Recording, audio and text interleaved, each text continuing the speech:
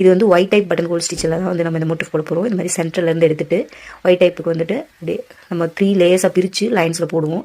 அதே மாதிரி தான் இதுவும் அப்படியே ஒய் மாதிரி கொண்டு போயிட்டு இந்த இடத்துல லாக் ஸ்டிச், இந்த இடத்துல மட்டும்தான் நம்ம லாக் ஸ்டிச் போடுவோம். எகெயின் மறுபடியும் சென்டர் மீன்ஸ் அந்த லைனுடைய சென்டர், அந்த லைனுடைய எண்டு.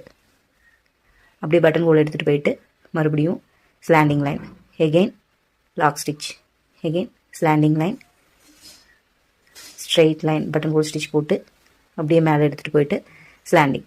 சேம் இதே தான் நம்மளுக்கு ரிப்பீட் ஆகும். இது வந்து நியூ டிஃப்ரெண்ட் ட்ரை தானே தவிர ஸ்டிச்சில் வந்துட்டு ஆரி ஸ்டிச் வந்து டிஃப்ரெண்ட்டான ஸ்டிச் கிடையாது.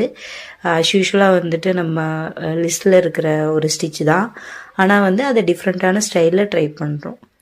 நம்ம பட்டன் ஹோல் ஸ்டிச் மட்டும் இல்லாமல் இதையும் ஒரு மோட்டிஃபாக நம்ம ஃபுல்லாகவே நம்ம போடலாம்.